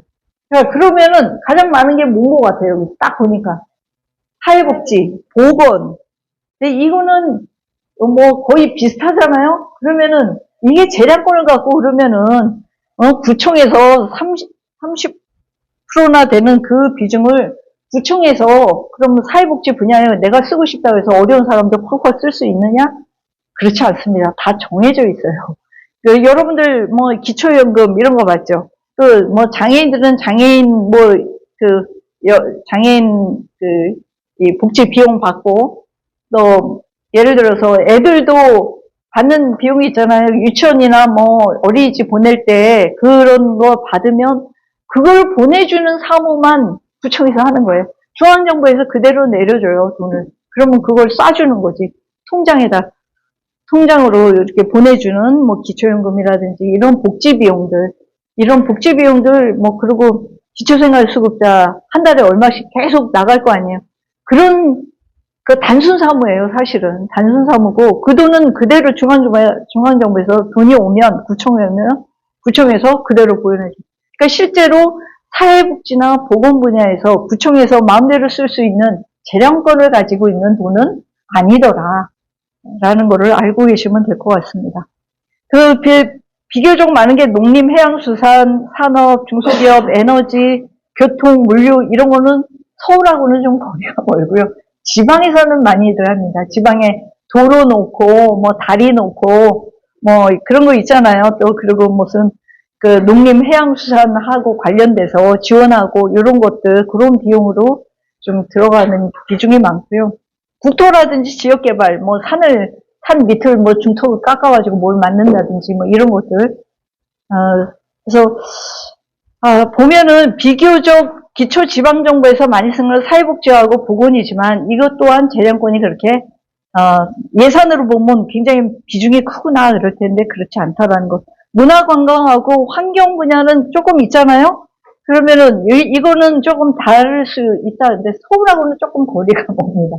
문화관광, 요즘에 저기 지방에 가면은 관광 굉장히 뭐 좋아졌잖아요. 깜짝 놀랄 정도로 지방에 가면 옛날하고 다르게 거의 지방에서 먹고 사는 거예요. 농사 짓고 뭐 이래서가 아니라 거의 관광 개발하고 그래서 서울이나 수도권에 있는 분들을 끌어들여서 돈을 쓰고 가게 만드는 그런 것들을 많이 개발하고 하는데 그게 이제 이 문화 관광 이 분야에서 많이 쓰고 있다. 그래서 중앙정부와 지방정부 간의 세출만 봐도 중앙정부에서 이런 일들을 하는 거고 대략 크게 지방정부에서 이런 일들을 하는 거고 그리고 지방정부라고 해도 이게 서울 수도권하고 또 저기 지방하고는 다르게 쓰여지고 있구나라는 것을 좀 아시면 될 것 같습니다. 제가 제일 억울해하는 게 이겁니다. 지방정부가요, 자체 수입이 있고 이전 수입이 있습니다. 자체 수입하고 이전 수입, 자체 수입이라고 하면 아까 지방세라고 했던 재산세, 그 재산세라든지, 뭐, 담배 소비세라든지, 아까 말씀드렸던 담배 얘기, 뭐, 이런 것들하고 세외 수입은 사실 비중이 적잖아요. 세외 수입이 뭐가 세외 수입일 것 같아요? 세금 받는 거 왜? 세외 수입. 뭘 것 같아요? 네? 네, 맞습니다. 잘 아시네. 과태료도 있고요. 또, 뭐가 또 세외 수입으로 뭐가 있을 것 같아요? 세금은 아니지만 구청에 수입이 될 만한 게 뭐가 있을 것 같아요? 그런 것도 있을 수 있어요. 그리고 또 여러분들 주민센터에서 주민센터는 좀 다르고 뭐 시설관리공단에서 운영하고 있는 체육센터 이런 데 가면 이용요금 같은 거 내시잖아요. 다른 데는 좀 비싸지만 그 공공기관에서 운영하는 건 좀 싸한데 그래도 이용료를 낸단 말이죠. 그거 다 세외 수입에 들어가요. 그래서 근데 사실 비중은 크지는 않습니다. 뭐 아시다시피 지방세 32.5 근데 세외 수입은 8.7%밖에 안 되지요. 예, 그러니까 예를 들면 이런 것도 이자 수입 이런 것도 세외 수입이에요.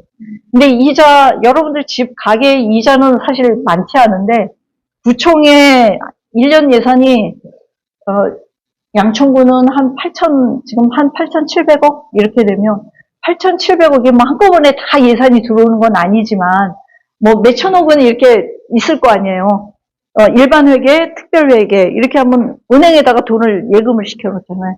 그래서 그것을 협력기금이라 해서 은행을 정해주면 그 이자도 들어가고요.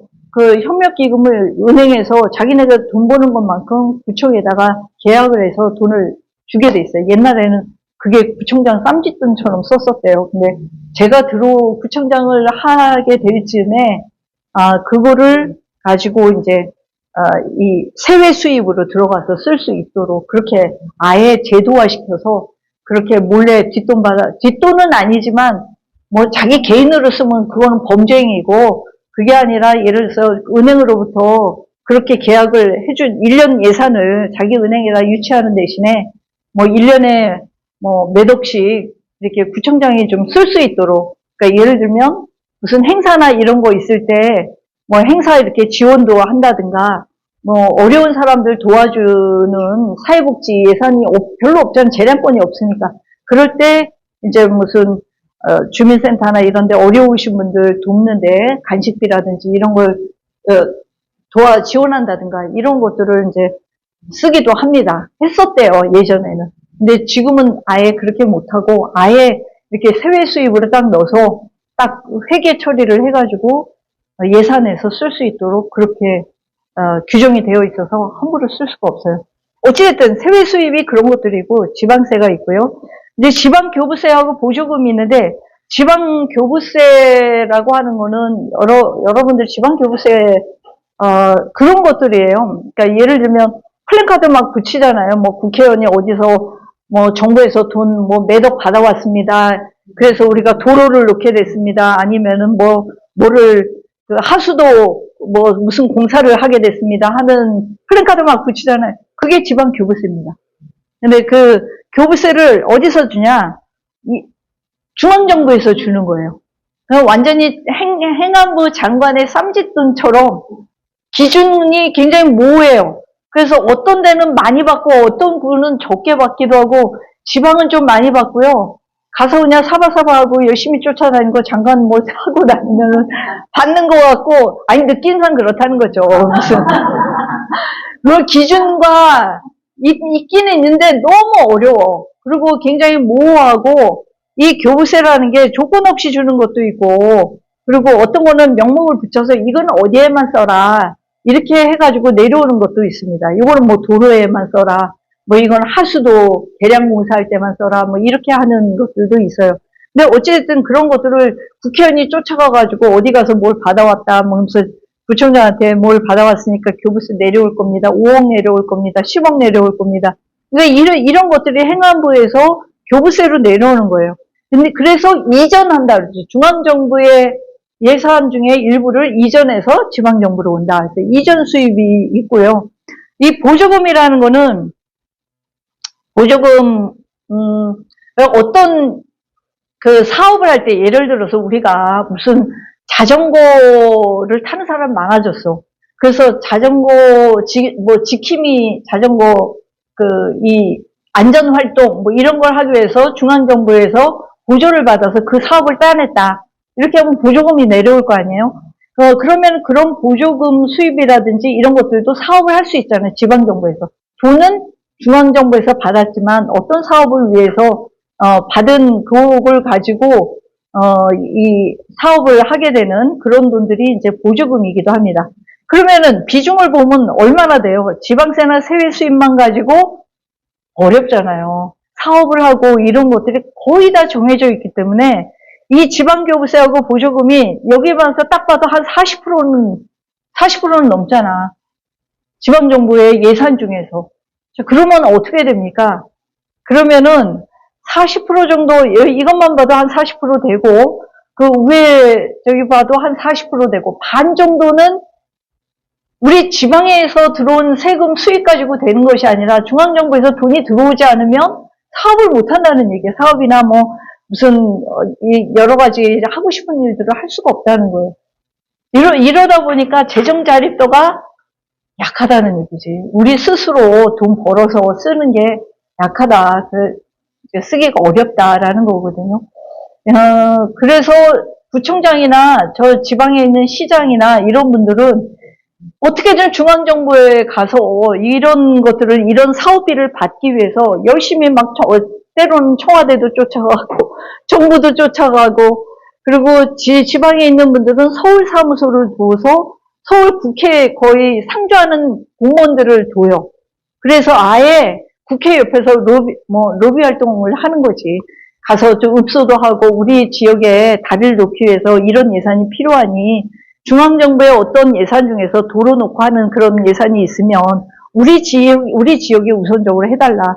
이걸 열심히 공들이고 쫓아가서 그 세종시에 가가지고 시장님이 쫓아가서 세종시에 국장 보고 읍소해야 되고 이런 상황들이 있습니다. 그러니 얼마나 열받겠어요.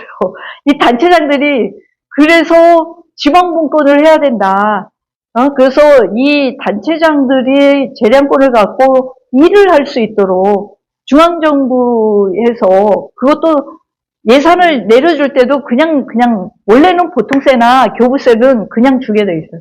근데 거기다 꼬리표를 꼭 달아서 이 예산은 어디다 써라. 예를 들면 요 예산은 꼭 무슨 하수도 개량공사에만 쓰시오. 이렇게 하면 다른데 진짜 급한 일이 있을 수 있잖아요. 당장의 주민들이 원하는 거는 하수도 개량공사가 아니라 당장의 주민들은 다른 게 더 필요할 수도 있죠. 쓰레기 처리하는 게 훨씬 지금 당장에 동네에서 쓰레기 냄새가 그냥 난리가 아닌데 예를 들어서 일주일에 3번 칠 거를 일주일에 5번 치울 수 있도록 이게 돌잖아요. 쓰레기 이렇게 걷어가는 그 수거해가는 거를 일주일에 3번 정도 하는데 일주일에 5번 하면 그만큼 비용이 들잖아요. 그래서 동네를 좀 깨끗하게 하고 싶은 게 예를 들면 주민들이 좀 요구사항이야. 그렇지만 하수도 개량 사업에 하라 그러면 얄짤없이 그거 써야 되는 거예요. 그러니까 구청장들은 그런 재량권을 가질 수 있도록 꼬리표 붙이지 말고 교부세를 주면 주민들의 그 어려움과 생활상의 욕구 이런 걸 가장 잘 아는 사람은 구청장이고 지방의회 의원들이니 지방의회 의원들이 보고서는 이건 구청장이 자기 마음대로 하면 그걸 견제하기도 하고 하잖아요. 지방의원들이. 그렇게 할 수 있도록 해달라고 항상 요구하는 것 중에 하나가 교부세이기도 합니다. 그래서 자치분권은 결국은 이 자치분권 주민들의 참여도 중요하고 근데 그 참여라는 건 활동만 참여하는 것이 아니라 재정에 대한 것도 참여를 해야 된다라는 말씀을 좀 드리고 싶은 거예요. 결국 돈이 권력이고요. 돈이 있어야 사업을 하는 거고 그래야 주민들의 욕구나 주민들이 원하는 일들을 제대로 할 수 있다라는 거죠. 그래서 여러분들이 제일 불만스럽게 생각하는 거 있잖아요. 연말돼서 왜 도로를 왜 거기를 보도블록을 왜 교체하냐. 정부에서 내려왔는데 그거 안 쓰면은 다시 반납해야 되거든. 반납하면 아깝잖아. 그게 꼭 지방정부에서 구청장이 하려고 하는 것만이 아니랍니다. 그걸 좀 알아주셨으면 좋겠어요. 정부에서 내려와서 하는 것도 있어요. 연말까지 갑자기 해가지고 보도블록을 어떤 국회의원은 보도블록 빨리 바꾸는 게 그 지역 주민들의 민원이라고 생각을 하는데 구청장 입장에서는 거기만이 아니라 전체를 보기 때문에 그런 갈등도 있고 또 주민들 입장에서는 그게 또 필요할 수도 있는데 정부에서는 거기까지는 정말 전국의 243개 자치단체를 다 할 수는 없다는 거죠. 가장 잘하는 사람은 주민들의 밀접한 욕구를 잘 알고 있고 가장 현장에서 가까이 있는 구청장 또는 지방의원이다. 그러니 거기에 맞게 지방교부세나 보조금이나 이렇게 하면 좋겠다라는 거를 끊임없이 중앙정부에 요구하고 그거는 당 이런 거 정치 이런 걸 떠나서 계속 싸웁니다. 몰려가서 싸우고요. 저도 지난 정부에 단체장들하고 같이 막 몰려가서 그래서 지방자치법도 바꿔야 된다. 그리고 주민들 교육도 하고 그렇게 하고 있습니다. 주민들이 좀 나서서 주민 참여 예산 이런 것들도 좀 적극적으로 활용하시고 쓰면 좋겠다. 자, 지방소비세 중에 이 부가세 10% 간접세로 무조건 떼잖아요. 그럼 부가세 정부에서 다 가져가던 거를 이것도 자치분권의 역사하고 같습니다. 지방정부에서 무수히 싸우고 가서 요구하고 이렇게 해서 2010년에 5%였던 것이 2020년 돼가지고 21%까지 15%, 16%가 늘어났어요. 부가세 이거를 지방세로 쓸 수가 없고 중앙정부에서 다 쓰던 거를 계속 이렇게 쌓아오는 거지. 그 간접세 이 부가세가 굉장히 큽니다. 국세 중에서도 비중이 꽤 큰데 완전히 온전히 정부에서 중앙정부에서 다 가져와서 자기 혼자 다 쓰는 거를 어찌됐든 그걸 5%라도 가져올 수 있었던 것이 2010년이고요. 2010년 이후에 꾸준히 이게 재정분권을 해야 된다라는 요구 속에서 2020년에 21%까지 늘어났어요. 부가세. 그래서 이 부가세도 지금 중앙정부에서 79대 8대 2 정도가 됐어요. 이게 그래서 이 지방정부의 예산이 20%도 안 되는 거 전체 예산 중에서 지방정부의 80%는 지금 중앙정부에서 다 쓰고 있는 거예요. 이거를 7대 3으로 좀 하자. 문재인 정부 하에서 요때만이라도 좀 바꾸자. 이렇게 단체장도 많고 이럴 때 문재인 정부 때 좀 이걸 8대 1을 7대 3으로 좀 바꿉시다. 그래가지고 엄청 지방자치법 쫓아가고 싸우고 했는데 그나마 이제 부가세가 조금 이렇게 바뀌었다는 거 여러분들 피곤하시죠? 네. 아주 예산 얘기만 나오면 이제 막 화가 나서 근데 뭐 지방에 들어오는 이전 재원이니 뭐 아까 보면 이렇게 자율성 제가 억울하다고 얘기하는 게 그러니까 예를 들면 한 40% 이렇게 되잖아요. 이러면 자체 수입만 가지고 하면은 100%인 거예요. 그러니까 재정 자립도 100%. 이걸로만 내면. 근데 재정 자립도 이게 이전 수입이 있으면 재정 자립도는 어떻게 되겠어요? 내려갈 수밖에 없잖아요. 이전 수입이 많고 그러니까 지방 교부세 많이 받고 중앙정부의 보조금 많이 받고 이렇게 하면 재정 자립도가 낮다는 얘기잖아요. 근데 세금을 이렇게 거둘 이렇게 재산세나 이런 게 정해져 있는 거지 구청장이 맘대로 재산세를 막 조정할 수 있습니까? 아니란 말이죠. 그리고 세외 수입도 마찬가지예요. 다 정해져 있는데 구청장이 돈 번다고 예를 들어서 여기서 뭐 대기업이 있다. 그럼 법인세 받으면 법인세를 구청장이 우리 구청의 예산으로 받을 수 있나요? 아니에요. 법인세는 중앙정부가 가져가요. 아무리 기업을 유치를 해도. 그래서 대체로 이 기초지방정부는 재정자립도가 낮은 편입니다. 그래서, 그러니까 14개 광역시도에서 가장 재정자립도가 낮은 데가 어딘 것 같아요? 뭐, 무슨 도 있고, 서울시, 광역시, 뭐, 전남, 뭐, 있잖아요. 경북, 경남, 어디가 제일 재정자립도가 낮을 것 같아요? 그러니까 이전 재원이 많고, 교부세, 중앙정부에 가서 열심히 로비해가지고 돈 많이 받아오고, 보조금 받아오고, 이런 데가 어딜 것 같아요? 전라도예요. 맞아요. 전라남도가 가장 낮습니다. 2020년에 가장, 재정자립도가 낮은데 22% 정도 될 거예요. 재정자립도가. 전남, 그 다음에 꼴찌에서 두 번째는 전북, 그리고 이제 경남, 경북, 이런 식으로 이렇게. 그러면 가장 재정자립도가 높은 애는 어딜 것 같아요? 서울이죠, 서울. 서울은 80% 가까이 됩니다. 그러니까 아무래도 서울에 몰려있으니까 지방세나 이렇게 세금을 중앙정부가 아무리 많이 가져와도 그래도 서울시에서 재산세가 서울에 있는 아파트하고 지방에 있는 집하고 비교가 되겠어요. 그러니까 서울에 아무래도 지방세가 많고 세외 수입이나 이런 것들도 많을 수밖에 없죠. 그러니까 이렇게 재정자립도가 차이가 서울과 지방 간의 재정자립도가 82%인가 그렇게 됩니다. 서울시가. 근데 저희 전남은 22%. 이게 2020년이 그래요. 그러니까 이렇게 차이가 나듯이 기초지방정부도 마찬가지입니다. 저 지방에 있는 전국에서 241개 중에 가장 낮은 데는 어디일 것 같아요? 어디일 것 같아요? 전남 남원인가 그런 것 같은데요. 남원인가? 아니 생각해보니까 남원시인가? 신안? 근데 그거는 이제 인구수가 이제 뭐 소멸도시 뭐 이런 거고 재정자립도가 제일 낮대요. 제가 알기로는 남원인가, 근데 그게 또 이제 뭐 매년 조금씩 달라지니까 달라질 수는 있습니다.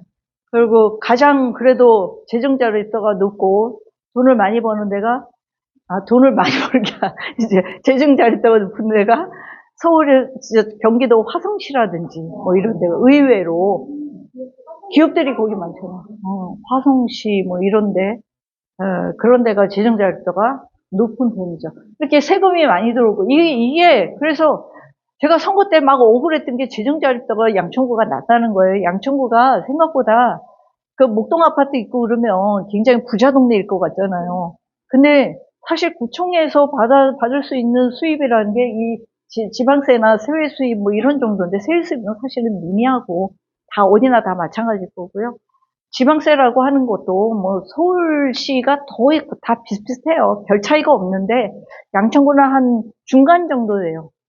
25개 중에 한 12, 13이 이 정도 됩니다. 근데 뭐 구청장이 돈을 못 벌어와가지고 재정자료가 낮은 것처럼 30 몇 프로밖에 안 된다. 왜 30 몇 프로밖에 안 되냐? 뭐 이제 예를 들어서 뭐 도봉구 이런 데도 굉장히 낮을 거예요. 도봉구라든지 강서구라든지 이런 데들은 보조금이나 지방 교부세가 적게 적게 들어오거나 아니 이런 데는 많이 들어오는 거죠. 예를 들면 여러분들한테는 좀 우리 주민들한테는 미안한 얘기지만 기초 그 생활수급자나 차상위 계층 이런 데 많은 데는 보조금이 많을 수밖에 없잖아. 그렇잖아요. 보조금 받아야지 기초생활수급자. 그래서 강서구 같은 데는 기초생활수급자, 노원구 이런 데가 기초생활수급자가 많이 사는 임대아파트가 있어서 그래. 그런 데들은 재정자립도가 낮을 수밖에 없어요. 그리고 그런 임대아파트 들어오는 거를 구청장들이 싫어하는 이유가 있습니다.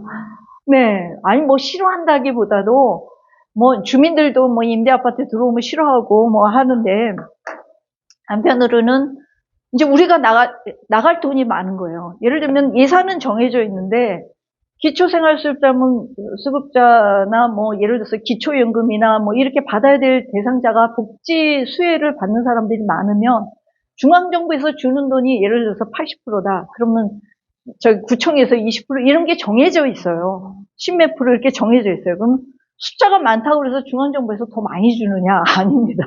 그 나머지 비용은 구청에서 다 이제 돼야 되는 거야.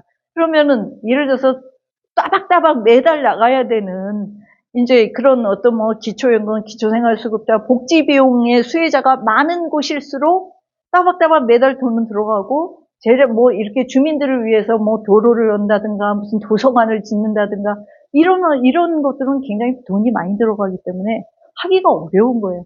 그러니까 진짜 어려운 데는 더 어려워지고 부자 동네는 계속 또 부자가 되고 그래서 이제 그 재산세 가지고 이제 바꾼 게 재산세 공동과세라고 해서 재산세를 딱 거두면은 반을 딱 짜해서 반은 구청으로 다 주고 반은 전부 다 서울시에서 25개를 싹 다 모아서 n분의 1을 똑같이 나눠줍니다.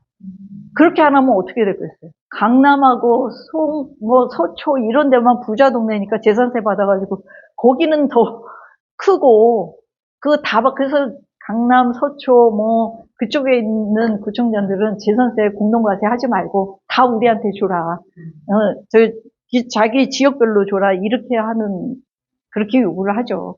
근데 그거를 갖다가 이제 25개 구청장들이 합의하고 만나서 법을 바꿔서 지금 반은 공동과세로 해서 반은 n분의 1로 나눠서 똑같이 서울에 있는 구청에 이게 다리 하나 건너서 여기는 가난한 동네라고 거기는 안 주고 여기만 주고 뭐 그렇게 하면 되겠냐.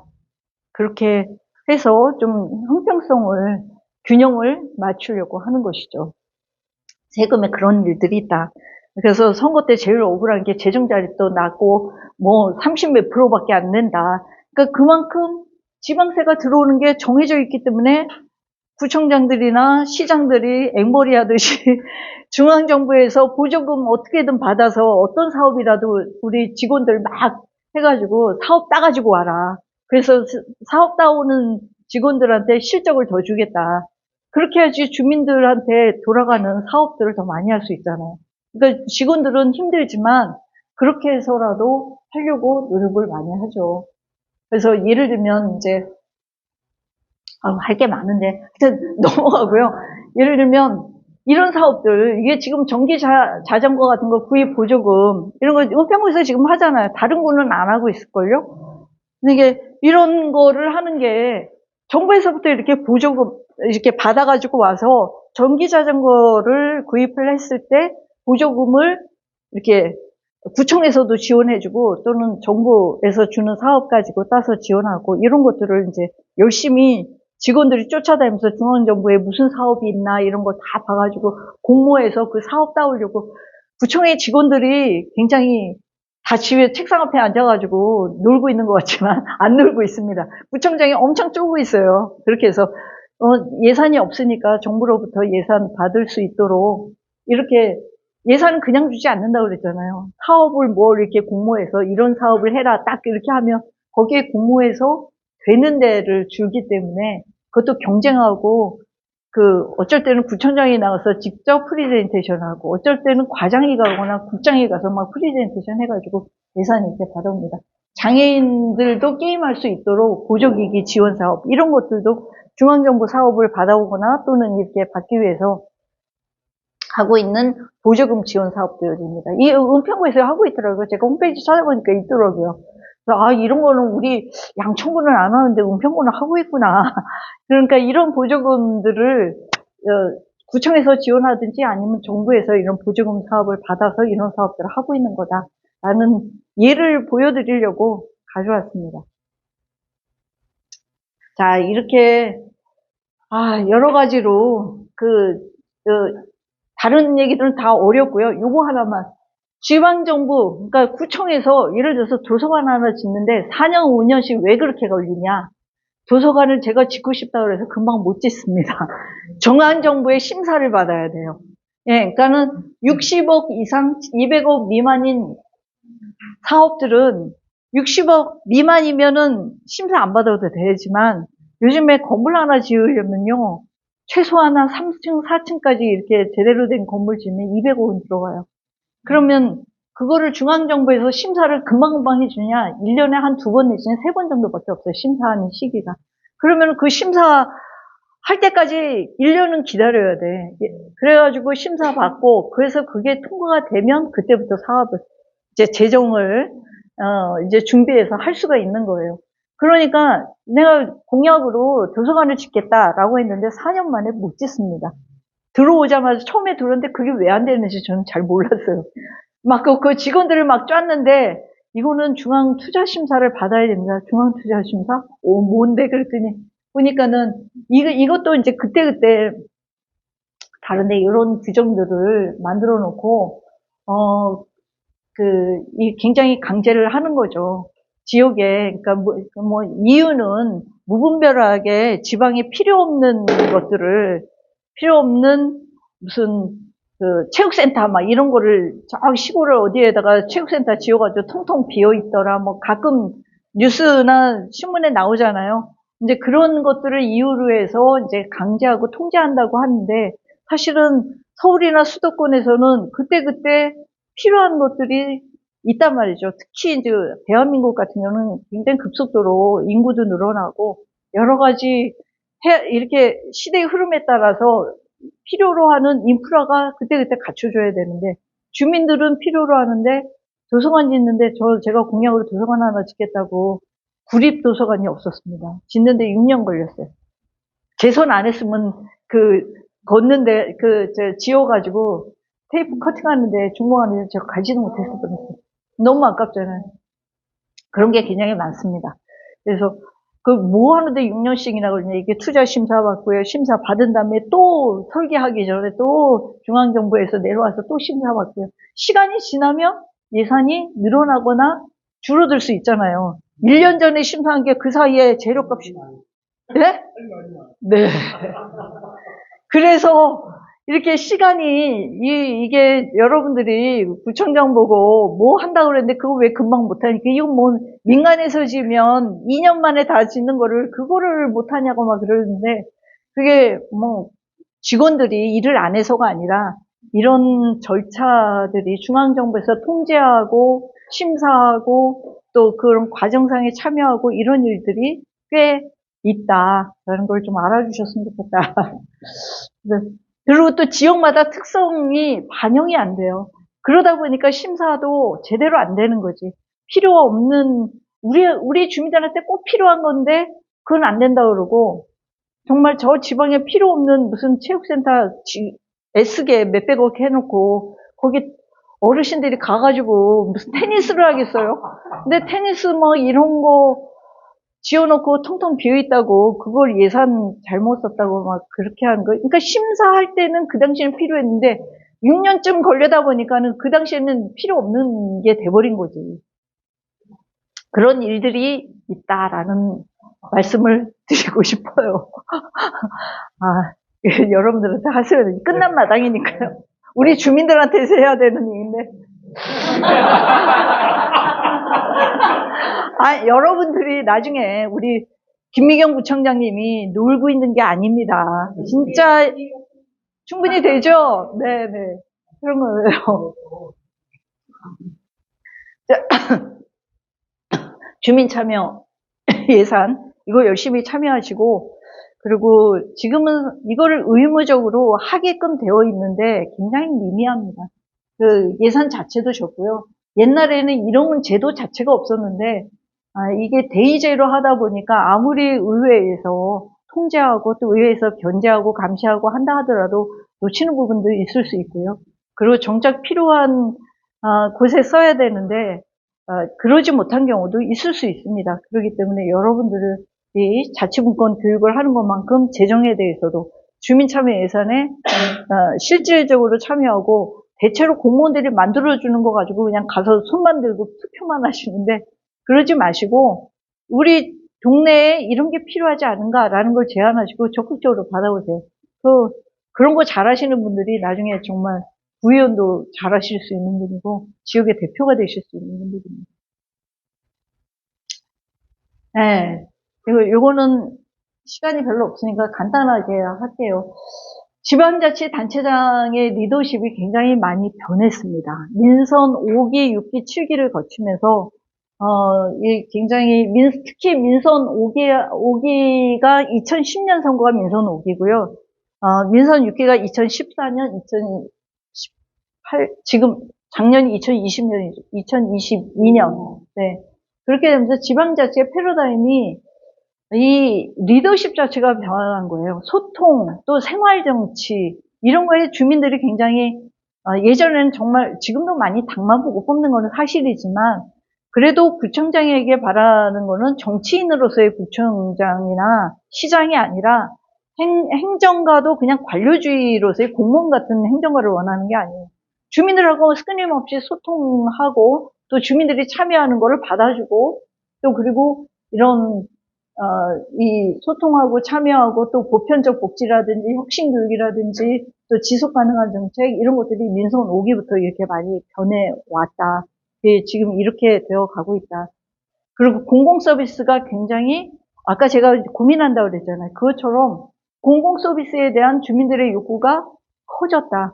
이게 15,000불이 넘으면요. 주민들의 욕구가 커진다는 거예요.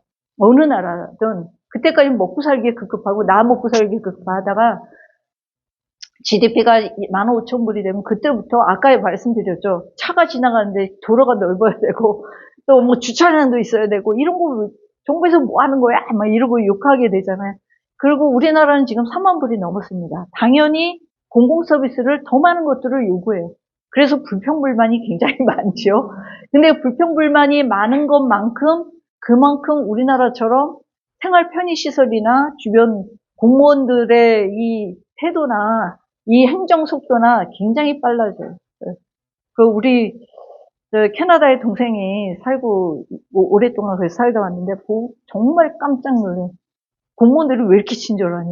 이 나라는 우리 대한민국은 왜 이렇게 공무원들이 친절하고 코로나 때문에 몇 년 동안 못 오다가 지금 한 3년을 못 왔잖아요. 그러다가 오는데 여권 발급하는데 줄이 서가지고 근데 그 줄 서는 거를 하루 아침에 가가지고 저녁 때까지 줄 서고 있는데 번호표를 그런 걸 안 준다는 거예요. 그리고 마냥 기다리는 건 너무나 당연하게 생각하고 딱 앞에서 끊겼잖아. 하루 종일 기다렸잖아요. 그런 얄짤없이 6시 되면 문 딱 닫고 간다는 거야. 내일 오라고 그러는데. 그래서 얘가 막 미쳐버리려고 그러더라고. 그래서 해도 너무한다. 그 캐나다라는 나라는 그렇다고 그러더라고요. 근데 다른 나라 다 그렇습니다. 많이들 그래요. 우리나라처럼 빠르게 정말 굽신굽신거리면서 진짜 우리 공무원들이 그렇게 하는 데가 없다는 거예요. 그 와서 보고서는 정말 깜짝 놀라더라고. 왜냐하면 이제 오랜만에 와서 여러 가지 이제 뭐 볼일 봐야 될 것들 있잖아요. 병원에도 갔다 와야 되고 뭐 그 구청에도 가서 여권도 다시 확인하고 뭐 해야 되고 하는데 그래서 굉장히 이렇게 공공 서비스가 우리나라가 빠른 속도로 그 주민들의 요구가 많아졌고 거기에 대한 권리의식도 높아지고 그 권리의식은 어디에 근저하느냐. 민선 5기, 6기, 7기에서 자치분권이 확대되고 거기에 따라서 주민들의 욕구도 높아지고 거기에 따라서 행정 속도도 따라갈 수밖에 없고 이렇게 됐다라는 말씀을 좀 드리고 싶고요. 결국 자치단체장의 리더십이라고 하는 것이 뭐 지방정부의 권력구조도 있고요. 또 여러 가지 혁신 사례들 갖고 경쟁을 하는 시기가 됐다는 거죠. 저 구청보다는 우리가, 여시보다는 우리가. 그래서 뭔가 좀 새로운 거를 좀 하려고 경쟁하고, 그 공무원들이 좀 옛날보다는 많이 좀 피곤해졌다. 새로운 사업도 따와야 되고, 이런 여러 사례들이 있으면 새로운 거를 좀 시도도 해보고, 그런 사람들을 또 승진시키려고 하고. 자, 리더십이, 이렇게 관료형 리더십, 기업가형 리더십, 거버넌스 리더십, 이렇게 구분을 합니다. 이론적으로요. 이론적으로 이렇게 리더십의 유형을, 근데 이거는 정상호 교수가 이렇게 구분해서 했지만, 외국에서 굉장히 이제 많은 학자들이 이렇게 분류를 합니다. 대체로 여러분들이 알다시피 예전에 있었던 그 관료용 리더십이라는 게 우리 민선이 아니라 옛날에 구청장, 뭐 시장, 군수 이렇게 정부에서 이렇게 딱 정해서 공무원으로 보낼 때 그때라고 생각하시면 돼요. 그래서 이 사람들은 관료제나 업적주의가 있고 뭐 전문성하고 효율성은 있을지 모르지만 행정우위였었지 주민들의 요구나 욕구에는 별로 민감하지 않았었죠. 민선으로 들어오면서 이제 초기에는 굉장히 기업가형 리더십이 컸었습니다. 꼭 필요한 것에 예산을 써야 된다. 그리고 또 전문성이 있어야 된다. 뭐 이런 전문성이 굉장히 강조되던 시대가 있어요. 정치하고 선출직 선거할 때마다 옛날에는 그러지 않았어요. 정당 보고 막 무슨 민주 대 반민주, 민주활동하고 막 이러면 그거 상관없이 그 사람 뽑고 그랬는데 어느 순간인가 우리 주민들이 전문가를 요구하기 시작했단 말이죠.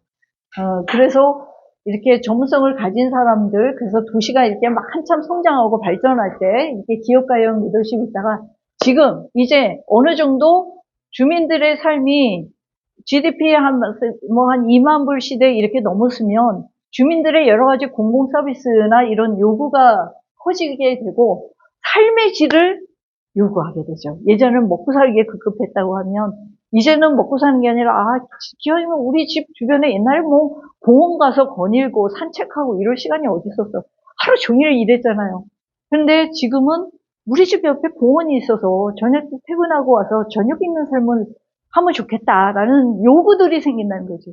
우리 동네에 공원이 있었으면 좋겠습니다.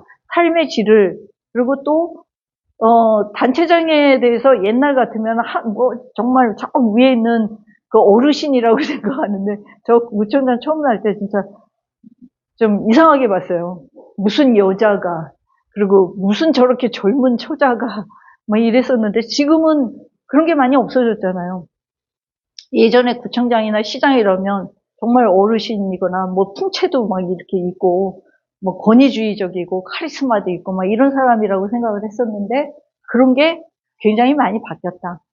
주민들하고 많이 소통하는 사람을 원하게 되고 또 그 시민들의 의식도 많이 바뀌고 그리고 뭔가 좀 혁신적인 내용으로 정책을 좀 했으면 좋겠다. 그래서 정책, 공약 이런 거에 관심 갖고 하기 시작한 게 민선 5기다.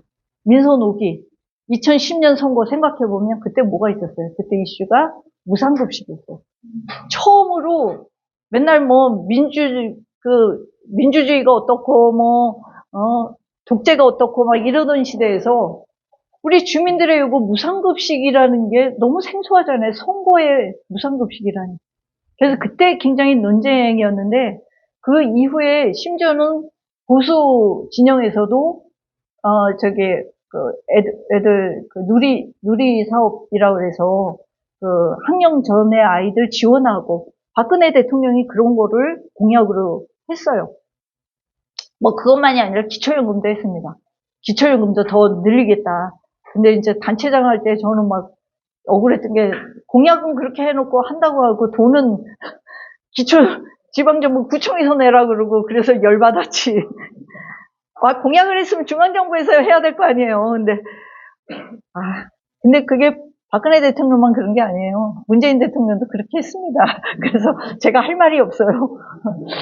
네, 어찌됐든 이렇게 이게 그러니까 정치 우위라고 하는 것이 예전에는 그냥 관료형으로 행정형이었다고 하면 공무원처럼 일했다고 하면 지금은 보다 주민들하고 소통하고 새로운 사업들, 주민들과 함께하는 사업들에 더 관심을 갖게 됐다. 그리고 그 주민들이 또 그렇게 요구를 하고 그런 분들이 재선하고 삼선을 하더라라는 겁니다. 그렇게 지금 바뀌어가고 있습니다.